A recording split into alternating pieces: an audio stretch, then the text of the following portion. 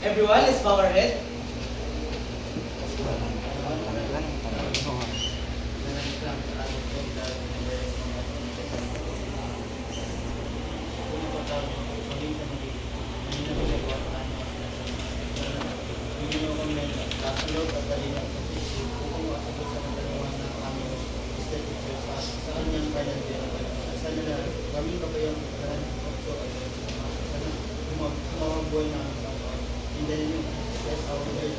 Amen. Thank you, Mr. Duma, for leading our opening prayer. You can sit down now, class. For attendance, may I call Mr. De Leon to know how many are absent for today? Good morning, sir. I'm happy to say that all of the students are present today. Thank you, Mr. De Leon. I'm happy to hear that all of you are present for today's class. I hope in our next meeting, you're all present again. Can I expect that to you, class? Yes, sir. Thank you, class. A pleasant day, BIT 380. May I know how are you today? By just raising your hands. Is it okay, class? Yes, sir. Can you please raise your right hand if you are feeling good today and you're excited in today's class? And left hand if you're not feeling good today and you're not excited in today's class. Is it clear, class? Yes, sir. Now, class, can I know how are you today? Okay, class, thank you for your response. I'm happy to see that all of you are raising your right hands. That means you are all good today and you're excited in today's class. I hope that it will lead to active participation during our class discussion. Can I expect that to you, class? Yes, sir. But before we start our class discussion, let's have a quick recap first to know if you still remember what I have been discussed to you last meeting. Okay, class? Yes, sir. So, class, last meeting, ano nga yung tinuro ko sa inyo? Kung saan? Yes, Mr. De Leon? It's all about burner caliper. Werner caliper. So, thank you, Mr. De Leon. Tama. So, last week, I discussed to you is about Werner caliper. So, class, when do we use Werner caliper? Yes, Mr. Gabriel. Thank you, Mr. Gabriel. So, that's right. We use Werner caliper to measure the inner and outside diameter of an object. For example, its length, width, or height. Is it clear, class? Yes, sir. Now, class, can you give me at least two parts of Werner caliper? Yes, Mr. Baristo? Sir, upper jaws and lower jaws.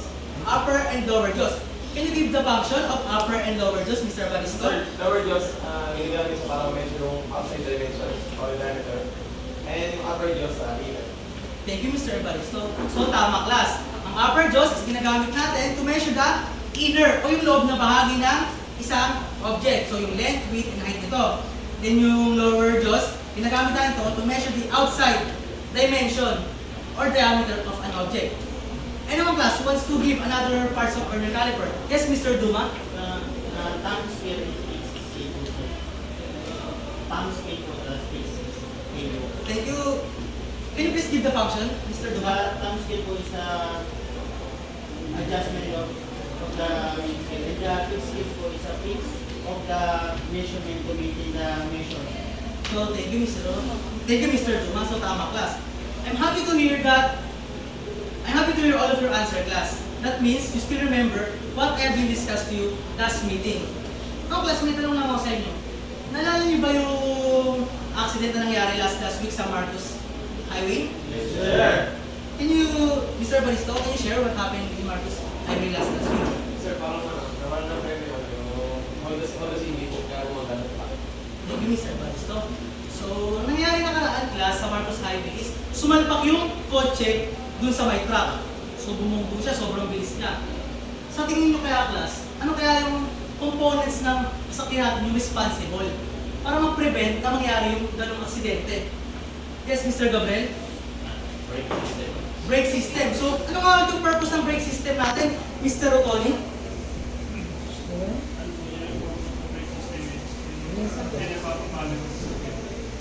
Thank you, Mr. Rotoni. So, ang purpose ng brake system natin is para makontrol natin yung speed ng vehicle natin.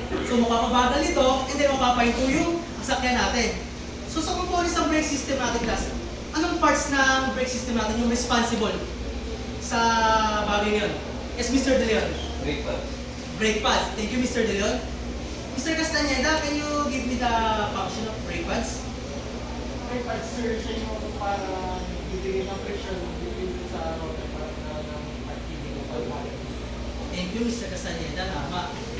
So, ang brake pads class, siya yung nagko-convert ng kinetic energy na pinoproduce ng ating gulong o ng rotor disc. So, kapag na-press against sa rotor disc yung brake pads natin, mag-generate yun ng heat, then mapapabagal nun, mapapahinto yung sasakyan natin. So, yung brake pads natin class, mahalaga to provide safety. Okay class, thank you for your answer.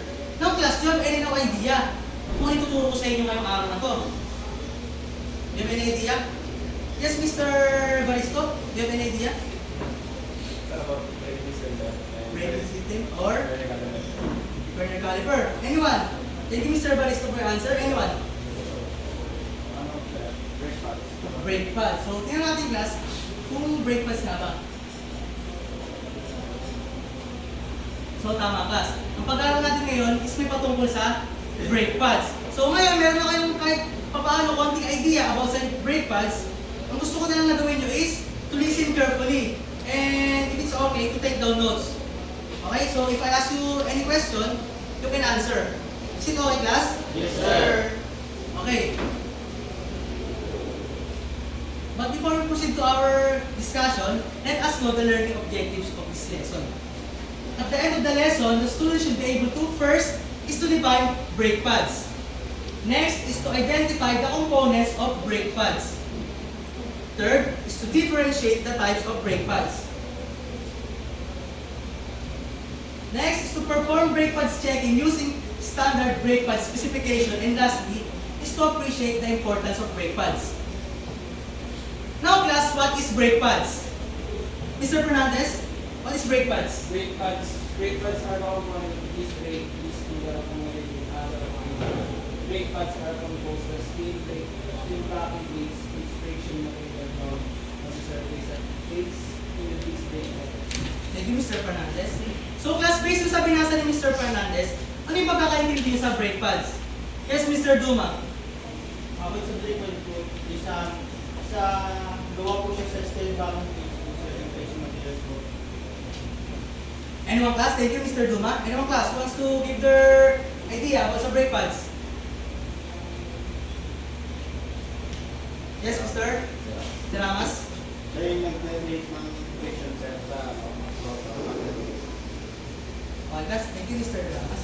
So, ang brake pads natin, class, isa sa components na meron ang disc brake. So, nakalagay yung brake pads natin, class, saan? Saan nakalagay na natin? Sa brake caliper. So, made siya sa steel backing plate and friction material. So, once na pinrest natin yung brakes natin, dahil friction material siya, ang mangyari is mag-create siya ng friction dun sa rotor disc. So, yung friction na yun, makakonvert niya yung kinetic energy na pinoproduce ng ating gulong o ng ating rotor disc into heat energy. Okay? So, ang nangyari, napapabagal ito o napapahinto yung takbo ng ating sakyan sa tulong ng brake pads. Malinaw ba, class? Yes, Do sir. you have any question? So, if not, let's proceed to the next slide. So, next is the components of brake pads. Now, class, do you have any idea about the components of brake pads? Anyone wants to share? Anyone? Bukod sa back plate din sa friction block. Anyone? Okay, so it's okay, class. So, here's the components of brake pads.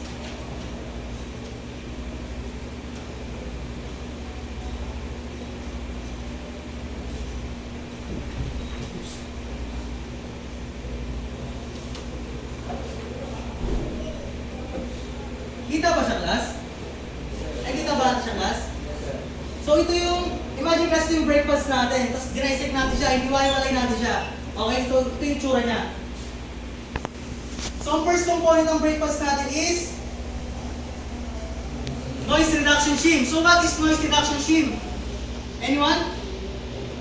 Yes, Mr. Kasapaw?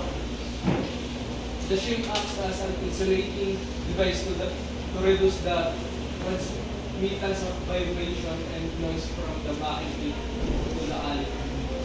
Thank you, Mr. Kasapaw. So, based sa binasa ni Mr. Kasapaw, class, so ano yung trabaho ng noise reduction shim sa brake pads, class? Yes, Mr. Duma? Reduce the vibration inverse of the brake pads. Thank you, Mr. Duma. So, tama, class. Kasi class, once na nag-press tayo ng brakes, class, tumama yung brake pads natin yung sa rotor disc. So, metal, parang metal to metal contact, diba? So, nag-create yun ng noise, then vibration. So, ang trabaho ng noise reduction machine is to absorb. So, say nag-absorb ng noise and vibration ng na napoproduce once na nag-press tayo ng brakes. So, kung papansin nyo, class, ano papansin nyo pa nag-preno tayo? May narinig ba kayo na kahit ano? Nothing, sir. Nothing, di ba? Kasi yun yung trabaho ng noise reduction machine. Ina-absorb niya yung vibration, then yung noise, para hindi natin marinig. Smooth lang yung pag nagmamaniw tayo. Wala tayong marinig na kahit anong ingay. Marinig ba, class? Yes, sir. So, next. Next is backing plate. So, ito yung backing plate, class. Backing plate. Metal part ng brake pads natin. Anyone? What's backing plate? Yes, Mr. Zero. The backing plate is responsible of the leading braking plate. Across the full length of the friction path without lensing the brake. Okay, class. So, ang backing plate natin, class, siya yung nag-distribute ng even na pressure na nagmula sa brake piston. Okay? So, di ba, bago magulak yung brake piston, di ba kailangan ng mataas na pressure? So yung pressure na nare-receive natin, na-transfer na yun sa backing plate. Ang trabaho naman ng backing plate natin is ma-transfer yun sa kabuuan ng friction block. So once na-press agad siya sa rotor, yung stopping power na ma-distribute niya is mas malakas. Okay? May ba, class? So tanong ko sa inyo, class, what if yung itong part lang, yung kalahating part lang ng backplate natin, yung naka-receive ng high amount of pressure na mula sa piston? Ano kaya sa tingin niyo magiging performance o yung stopping power ng brake system natin? Yes, Mr. De Leon? Sir, sa kanin na lang, sir, pwedeng, humina yung air natin. O kaya, may Yes, thank you, Mr. De Leon. So, possible na mangyari ng class. So, yung malakas na stopping power sana na marireceive natin sa brake system natin is ihina na siya. Bakit? Kasi nga, yung part lang na meron na may high pressure is yung kalahating part lang. So pag na-press to against sa rotor disc natin, so ito lang yung mapipress. Hindi ganun kalakas yung kalahati lang. Kalahati lang yung mapipress yung merong high pressure. Okay? So yung stopping power niya humihina. Then ang possible pa, kung papansin nyo, hindi pantay yung kain. Kasi nga, hindi pantay yung, hindi distribute ng tama yung pressure. Okay? Sa ating friction block. Si Clear Class, do you have any question? Let's proceed to the next slide. Next is abutment tab or ear. So, abutment tab or ear, siya yung portion ng backplate natin na nakakalawit o nakalagay dun sa caliper bracket natin. So, ano nga yung part ng caliper natin, guys, yung nag-i-stabilize ng brake pads natin? Nalala niyo pa? Is to stabilize the brake pads. Yes, Mr. Tony. Yes, tama, anti-rattle clip. So yung sa caliper natin may anti-rattle clip, then doon nakasuksok yung abutment tab or yung ear ng ating backplate. So kaya may ganun, class, para maiwasan na kapag hindi natin ginamit hindi natin pinrest yung brakes natin, hindi mag-move forward yung brake pads natin. Kasi nga ano yung movement, natural movement ng ating brake pads, class?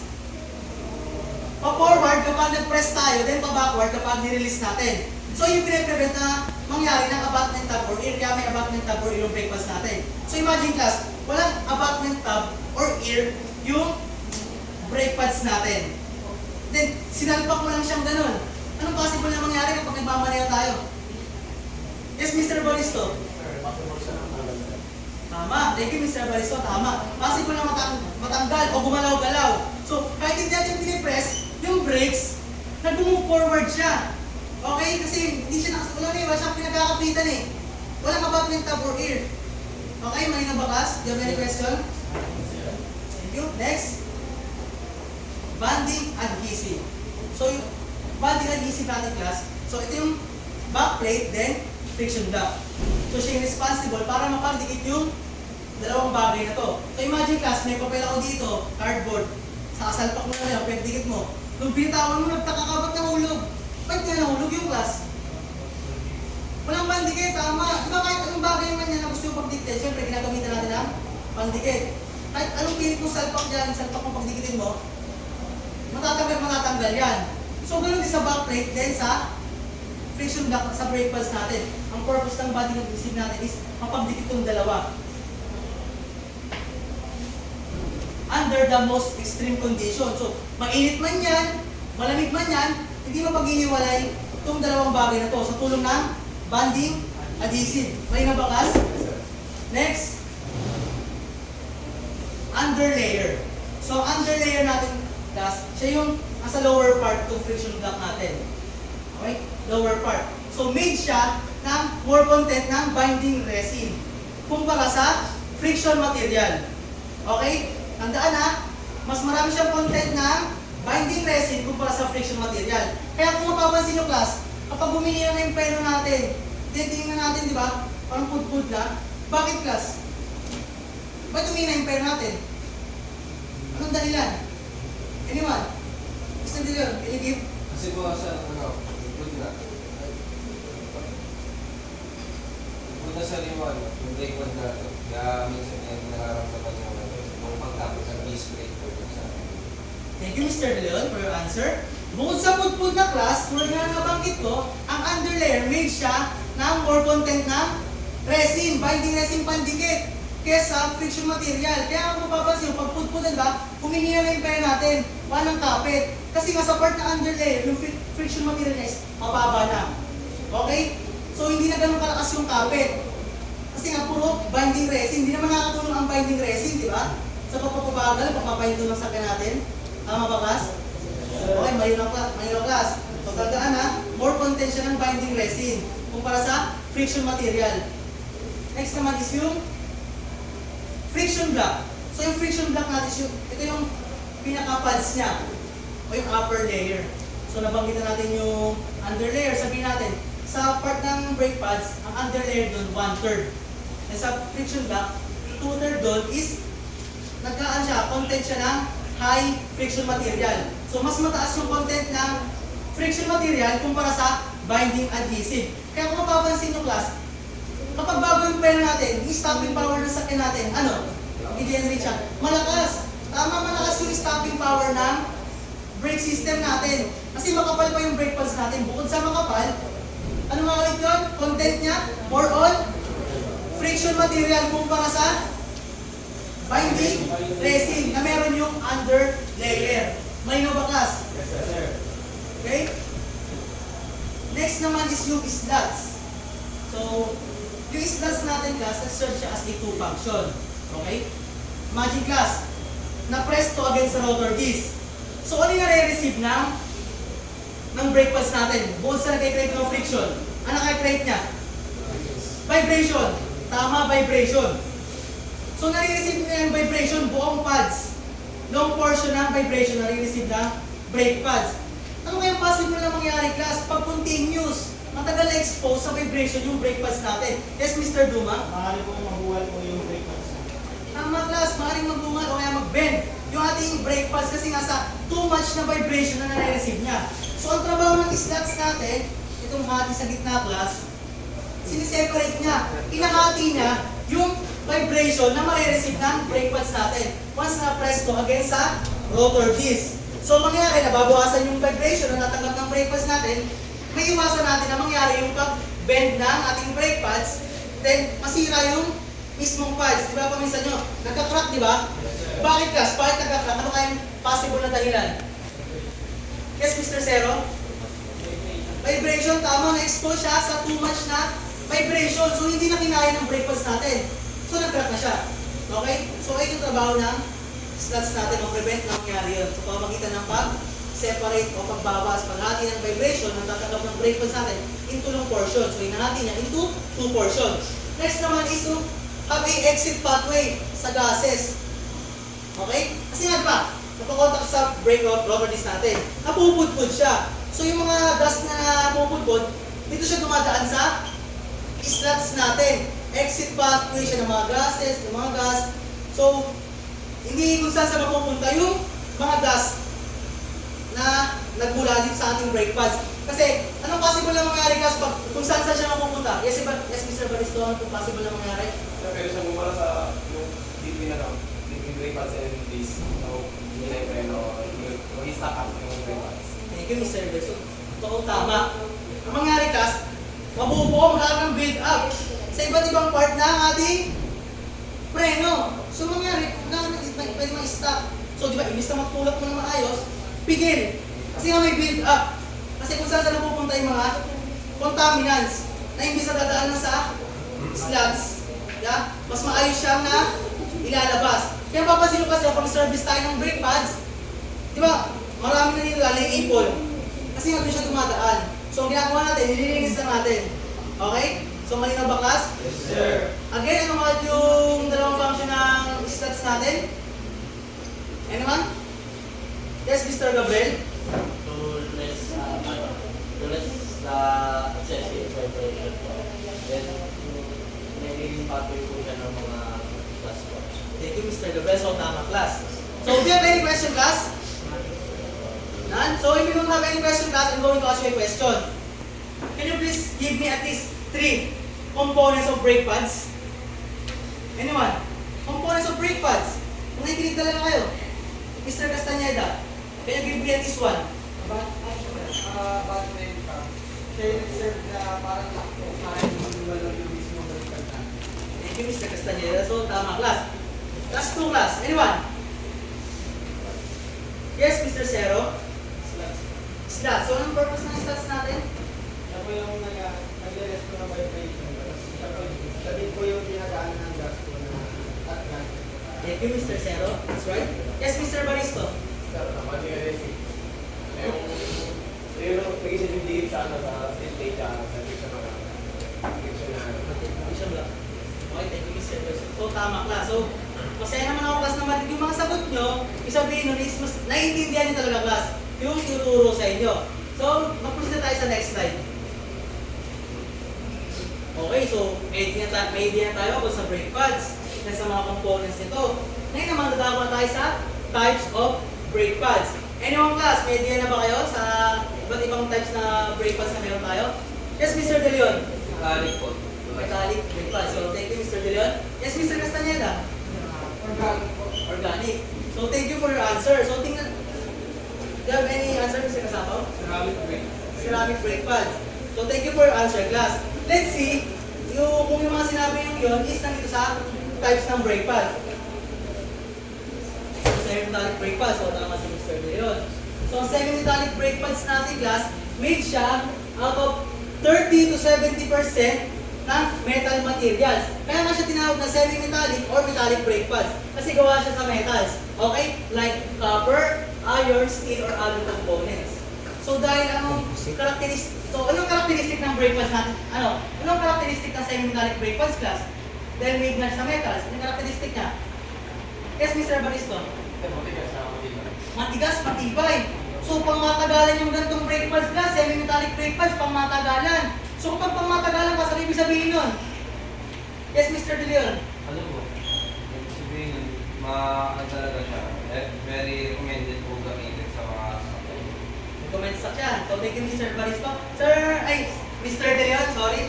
Next, Mr. Gabriel. This is ano po siya, with of metals po. If matigas po, kapag nagbigay mo na ng pressure sa rubber disc po, ang tendency po, mas mabilis po, medyo mabilis po yung bumilis yung Rubber disc. So tama ka. So, ang semi-metallic brake pads, class, matibay, durable. Matagal siya mapudpod kasi nga, metal part siya. Ang kinaganda pa sa semi-metallic brake pads, class, good indicator siya ng heat. So, ma-expose lang siya konti sa rotor disc, mas nag-generate na siya ng high amount of heat. High amount of heat, ang mangyari nun, mas maganda, mas mabilis na stopping power. Pero dahil nga matigas siya, pwede niya ma-worn out easily yung rotor disc. So, bakit, class? Bakit, Mr. Duma? Dahil kung gawa ko siya sa metal, sir, na mabilis siyang lumilis to metal po, sir. So, tama, class. Dahil nga matigas siya, yung lifespan ng rotor disc natin is bumababa. May ba, class? You have any question? If none, Next slide please. Is organic brake pads. So kung ang semi-metallic brake pads natin is gawa sa metal materials, ang organic brake pads naman is gawa sa common materials like rubber, carbon, glass and fiberglass, and others secured by resin. So ngayon, ano naman ang karakteristik ngayon ng organic brake pads class? Based mo sa components o materials na meron siya, nagawa siya. Yes, Mr. Fernandez? Sir, yung organic brake po, yung rubber, mas maano po siya, mas maganda po siya gamitin kasi po, pagdating sa rotor disc, tumatagal po yung buhay ng rotor disc, pero palitan po siya wala. Thank you. So tama class. So ang organic brake pads natin, maganda siya. So mas tumatagal yung lifespan ng rotor disc na mayroong na gumagamit ng organic brake pads kasi nga malambot lang to. Hindi naman sobrang lambot, pero compared sa metallic or semi-metallic brake pads, mas malambot yung organic brake pads natin. Pero dahil malambot nga siya, na-worn out siya easily, napupudpud. So yung maintenance natin dito is magastos kasi mayat-maya, napapalit tayo ng brake pads. Tsaka sa stopping power nito class, kumpara sa semi-metallic brake pads, is hindi ganun kalakas. Kailangan mo mag-apply ng pressure para mag-activate yung preno natin compared sa metallic brake pads. Kasi nga ang metallic brake pads class, good indicator siya ng heat kasi bakal siya. Eh ito, yung mga materials na gawa siya, di ba? Hindi siya ganun nakaka-generate ng heat kapag na-press siya against sa rotor disc. So malinaw ba class? Yes, sir. Next naman is yung ceramic brake pads. So sa dalawang nabanggit ko class, ito yung pinakamahal na brake pads. Sa tingin nyo class, saan siya kadalasang makikita? Yes, Mr. Duma. Sa mga race car, sa mga sports car, sa mga mamahaling sakyan. So napakamahal itong brake pads na ito class. So ang compound na gawa siya class is katulad dun sa mga pasok. Ano class? Mga ceramic pads. So ang ceramic brake pads natin class, yung compound na gawa siya is katulad lang sa mga yon. Okay? So, hindi man siya ganun katigas katulad ng semi-metallic brake pads. Hindi ganun kaagad-agad na workout na pupudpud yung ating ceramic brake pads. Tapos mabilis din siya nag-regenerate ng heat. Kaya nga di ba sa mga race truck, diba, kailangan ang preno mo dito mabilisan. Tsaka nag-acting agad, nag-generate yung preno natin. Kasi quick turns, quick stops, okay? Layo na ba? So kung may tanong ko sa class, kung may sasakyan kayo, imagine may sasakyan kayo.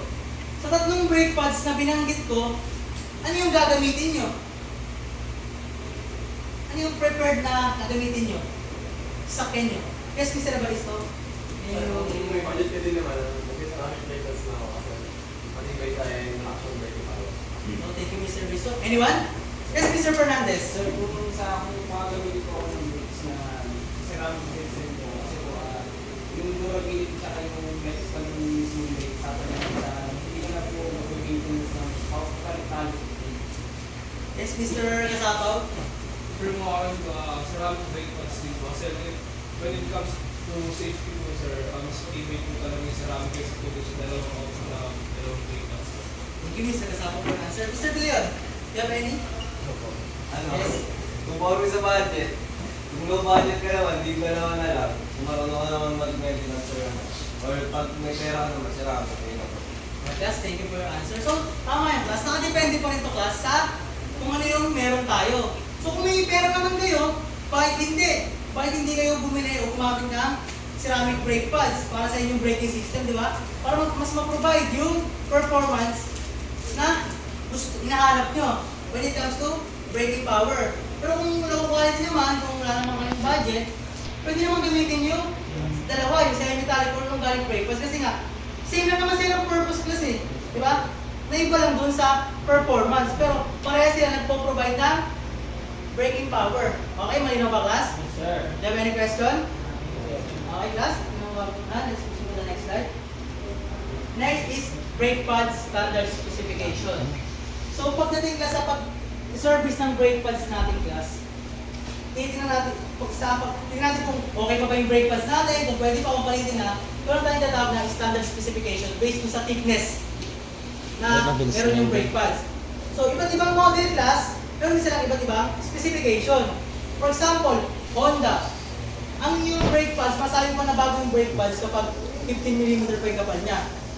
Sa Toyota, sabihin natin, masayo pang bago yung brake pads kapag 30 na yung 30 mm yung kapal niya. Then kapag wala sa Ford, 12 mm. Pero pwede tayong gumamit ng general na standard specification na pwede natin gamitin sa kahit anong sasakyan na yun. Kapag magsiservice tayo ng brake pads. Okay, class? So, ang general standard specification na kung mag-check tayo ng brake pads, yung thickness, is around 10 mm thick. Okay? Kapag nasukat niyo yung brake pads natin, 10 mm pa yung kapal niya, 10 mm pa taas, masabi niyo na, bago pa yung brake pads natin. Kung paano naman malalaman, class, kung palitin na yung brake pads natin. So, pag sinukat nyo, kapag napunta na siya sa 3 mm, indication na yun na, palitin na yung brake pads natin. Alam niyo ba, class, yung tinuro kanina? Anong part na ng brake pads yun? Yung sa 3 mm na sinasabi niyan? Anong part yun? Anong part yun? Yes, Mr. De Leon. Brake pads po. Brake pads bukod pa doon, di ba nasabi? Underlayer. Imagine, class, yung underlayer ay na yung 3 mm. Na-reach na nun yung thickness na 3 mm. So kapag na-reach mo yung 3 mm na thickness, ay nandun napuntahan na yung underlayer. Napunta ka na sa underlayer. Sa underlayer nga, class, ano nga yung materials na made siya? Yung mga binding resin na Binding resin, mas mataas na yung binding resin kumpara sa friction material. Okay? So, ibig sabihin nun, less stopping power. Okay? So, ngayon, kung customer nyo, di ba?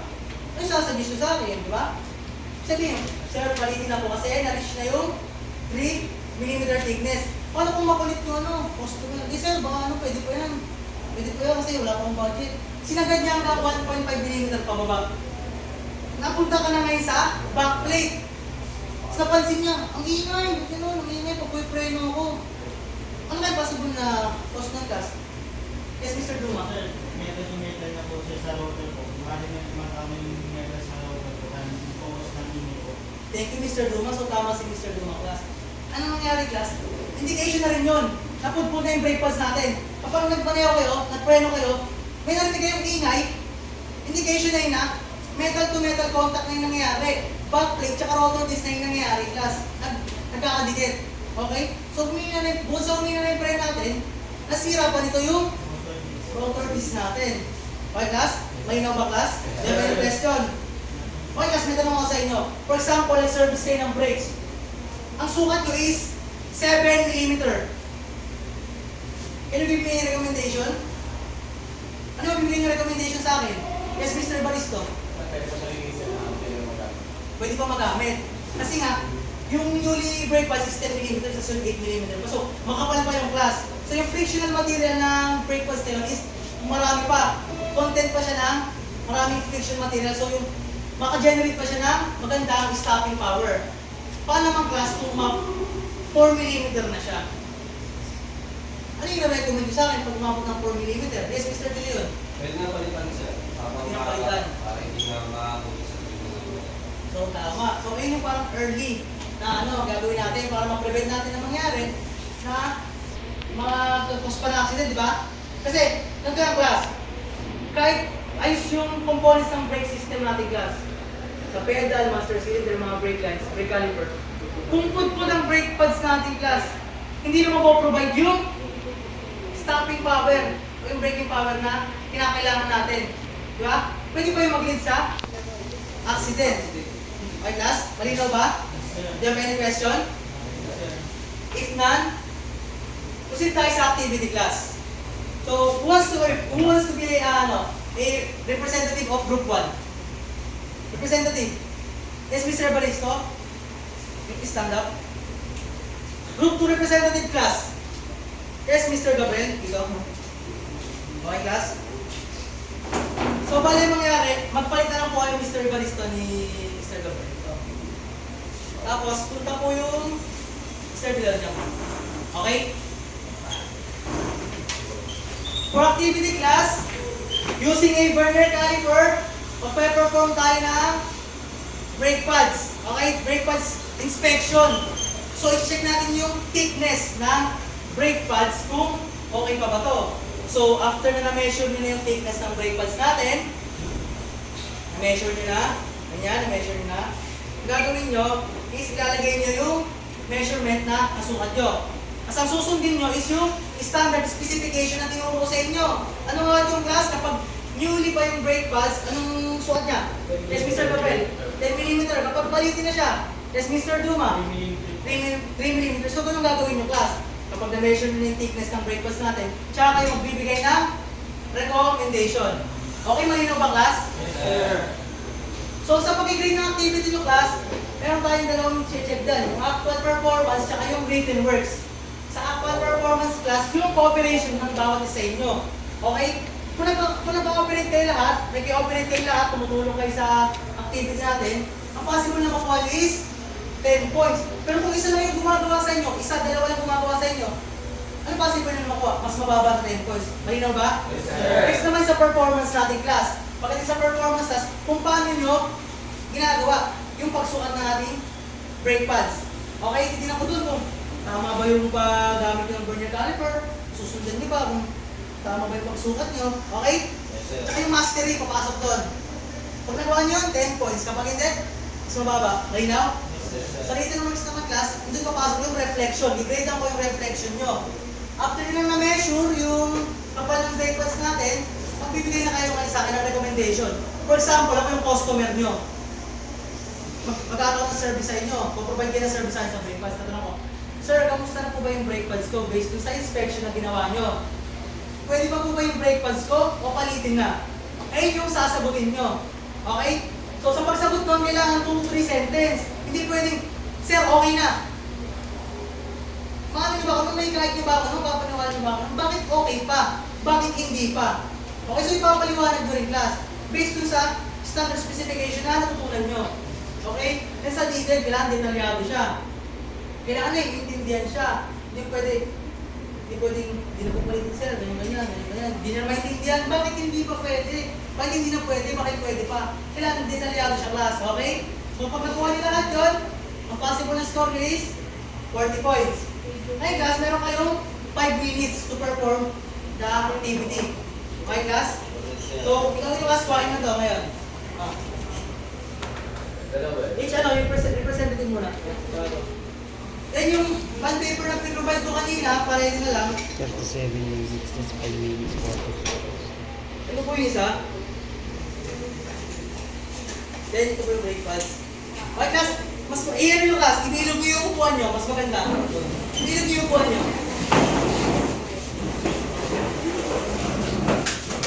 Okay, class, kapag ready na kayo class, isisimulan ko na yung primer natin.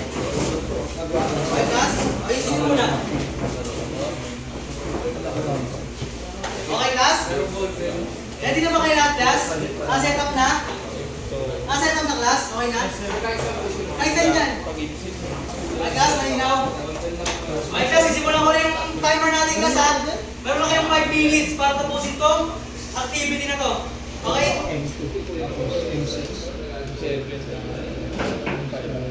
Kulang ng 5 minutes. Sakto yan, alam naman. Ano ba kulang na yung MSPT na mga Class representative of each group. The leader of group 1. Mr. Baristo, can you give your recommendation based on the inspection you do? Good morning po sir. Yung sukat ko ng nakuha namin sa brake pads ito ay 4.4 M. So, i-recommend na namin siya na palitan na siya before mabot sa 3 M para early prevention na rin. Thank you, Mr. Baristo. Yes, Mr. Gabriel. Since yung yung standard specification ng good na brake pads is 4 to 10 mm. Pero yung actual measurement po namin na nakuha din sa brake pad is 4.54 mm. I-recommend na po namin na ito ay for replacement po. Since yung 4.54 po malapit na po siya sa mababang specification ng brake pads. Kaya nirecommend po namin palitan natin para din po maiwasan po yung accident. Okay, thank you, Mr. Gabriel. So, natutuwa naman ako makita, class, na doon sa activity na pinagawa ko sa list, na-perform nyo ng maayos yung ginawa ng activity yung pag-check ng thickness ng brake pads natin gamit yung burner caliper. Then, nagbigay-bigay ng magandang recommendation based dun sa nakuha yung measurement ng thickness ng caliper natin. So, I hope na yung knowledge na natutunan nyo sa yung activities, ma-apply nyo once na na-service nyo kayo ng mga brakes. O JT. Okay, class? Yes, sir. So, thank you. So, before class, may tatanong lang muna ako sa inyo. Tingin nyo ba ano kaya importance ng brake pads natin pagdating sa brake system o sa kabuuan ng sakyan natin? Anyone wants to share?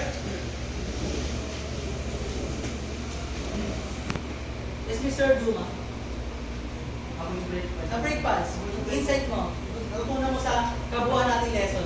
Ako sa brake pad po sir, ako sa recommendation ko, ilang millimeter po, kailan po ito pwede palitan, like 10 millimeter po sir.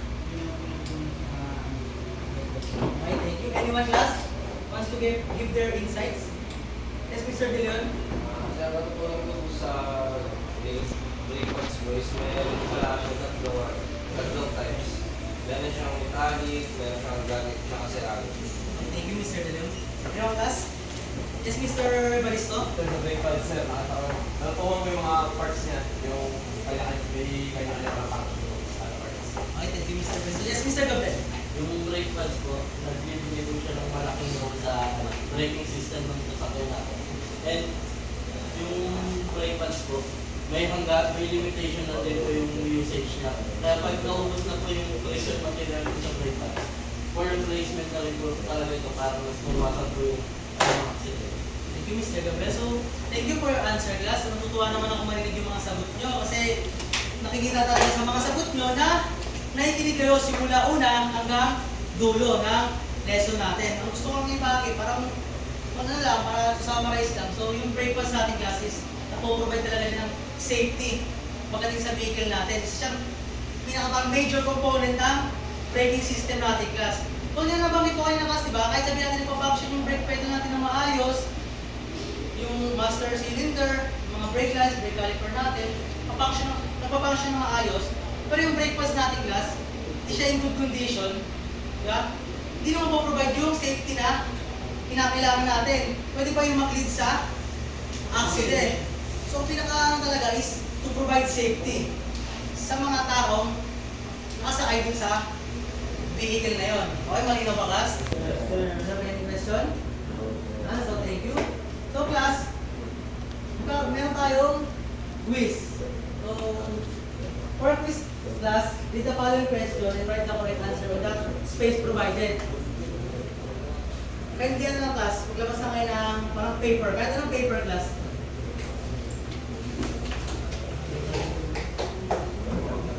Ano lang pala, class? Each question, class, meron kayong 1 minute. Okay? Each question, provided kayo ng 1 minute to answer that question. Pero kung mas mabilis nyo naman natapos, mas mabilis na sagutan, mas maganda.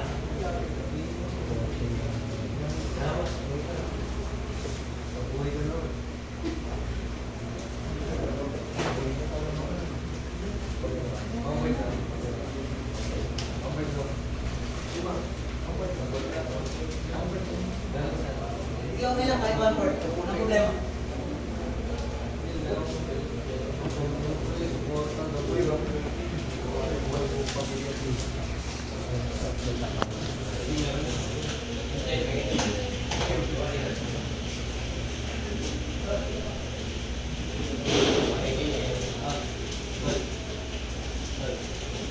Class, meron na ba lahat, class?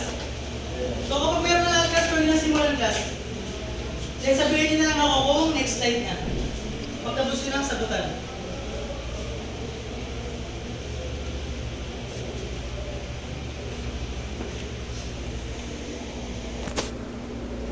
Wala brake pads. So, reflection.